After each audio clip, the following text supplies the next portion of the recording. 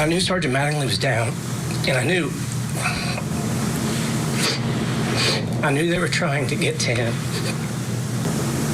And it appeared to me that they were being executed with this rifle.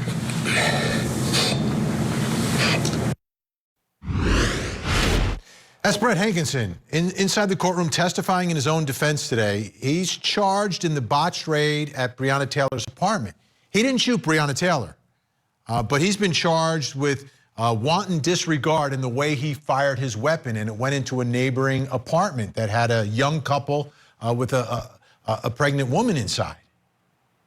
And he was testifying today in his own defense, and there were a lot of really interesting moments in his testimony. That was one of them, where he was showing emotion, believing that his fellow detectives were being executed while they were executing the search warrant.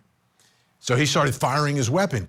He also addressed directly Breonna Taylor while he was on the witness stand. Let's take a listen. Is there anything, Brett, that you feel like you did wrong on March 13th at 3003 Springfield Drive? Absolutely not. Why did you do what you did? To protect myself, and more importantly, and first, primary function at that time when I returned fire was to protect the fellow detectives that were stuck in that breezeway. And did you later learn that, you obviously at some point learned that your bullets had gone into an apartment behind Breonna Taylor's apartment? Correct. What were your feelings about this entire incident? Tragedy.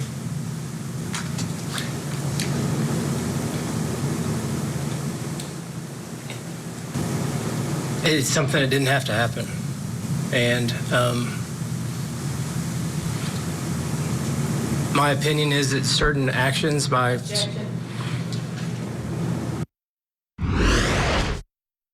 I saw Ms. Napper, Mr. Etherington up here for the first time, and I felt sincere empathy for them. That was something, if my daughter was shot at or bullets came into our house, that would be very concerning, and I apologize to her for that. And Miss Taylor's family, it was just, she didn't need to die that night. Was not expecting that moment in the courtroom. Let's bring in Court TV crime and justice reporter Joy Lim-Nakrin, who's joining us live tonight from Louisville, Kentucky. Joy, that's his direct examination. How did the cross-examination go? Yeah, well, on cross-examination, he was pretty consistent in his narrative, even in his statements prior to this trial. One thing that he articulated was just seeing this silhouette that he believed was pointing a gun at fellow officers. He believed it was a threat. That's what he testified today. Let's go ahead and listen to some of that testimony. What did you see after the door, as you said, swung all the way open? You didn't see Sergeant Mattingly stepping in.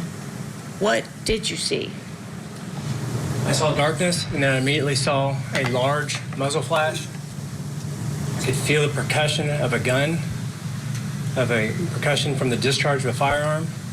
And with the illumination of the muzzle flash, I could see I now had a backdrop and a visual of a silhouette of a person in a combat shooting stance here, directed with a gun directed at us directly. Where were you standing?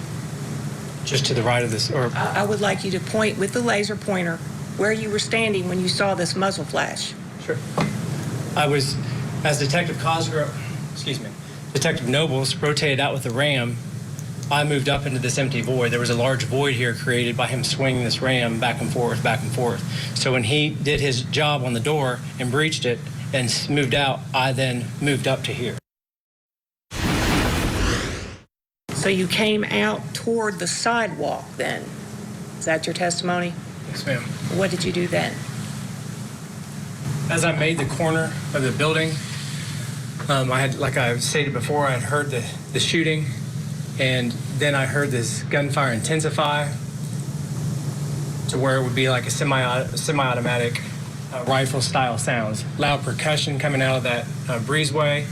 And like a. We can look up now at Exhibit 33, please. And obviously, Vinny, we don't show jurors on camera, but it's the jurors he's actually pointing at when he kind of simulates that gunfire. And if you notice, Barbara Whaley, the lead prosecutor, she kind of promptly turns him back to the exhibit on the screen. And if I had to guess, I'd say it's because the jurors seemed extremely engaged when he was demonstrating that and being very animated during that time. How about Breonna Taylor's family? Any reaction from them today when their daughter's name came up or when he was demonstrating what was going on? Yeah, I mean, you know, Breonna Taylor's mom, Tamika Palmer in particular, has been a presence throughout this trial. Today, she looked especially upset and at times really disgusted with the testimony of former Officer Hankison. I could see her shaking her head in disbelief, and I guess disgust really is a good word for it. And, you know, there's been so much scrutiny on her, so much media attention on her.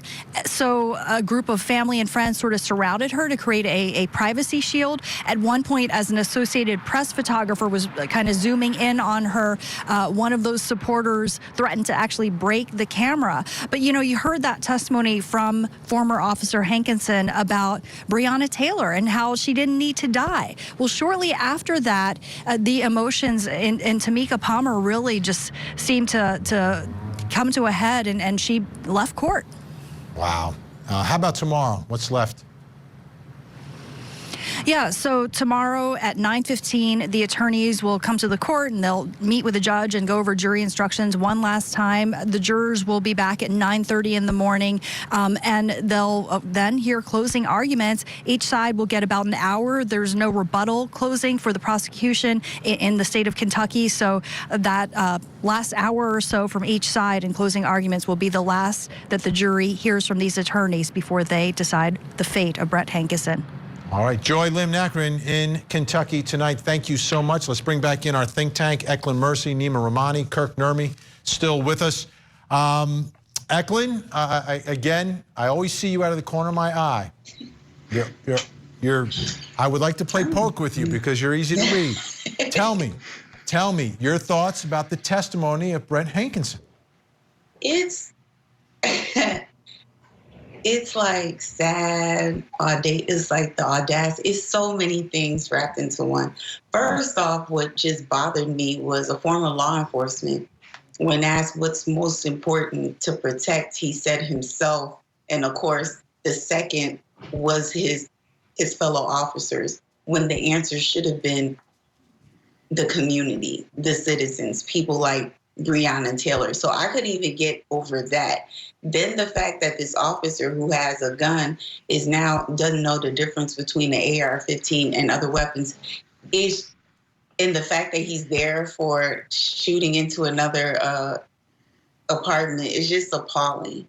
And I can feel Breonna Taylor's mom's, just her disgust with it all and just how tired she is. It's just so upsetting that we're here. And it's not for the people that actually did the murder. It's for somebody who shot in the wrong place. You can't write this stuff down. It's just that ironic. It's just that stupid. I'm sorry. Kirk Nurmi. Well, you know, in terms of, I'm going to disagree with Eklund. I thought the testimony came across well just from a trial strategy standpoint. I think earlier on in the trial, we were talking about the bullets and the placards and how could all these bullets be hurled everywhere and all this danger that it caused when we saw the first victim testify early on in the trial. But when we heard from Officer Hankison, or former Detective Hankison, we heard a different side of the story. We really heard a human side of the story. And I would think, and I would disagree with Eklund, I think it makes sense for him to react emotionally and that connection with his fellow officers when they're serving a warrant. We want our officers to be protected. We want our officers to be safe. And in that regard, I think he acquitted himself pretty darn well on the stand, putting his humanity into it to explain why he did what he did. Nima, we have only about 15 seconds. Go ahead. Yeah, I respectfully disagree with Eklund and agree with Kirk. I thought he did a great job, and he gave us an explanation that we didn't have before. And jurors love law enforcement, particularly there in Kentucky. Look what happened with Curtis Reeves there in Florida.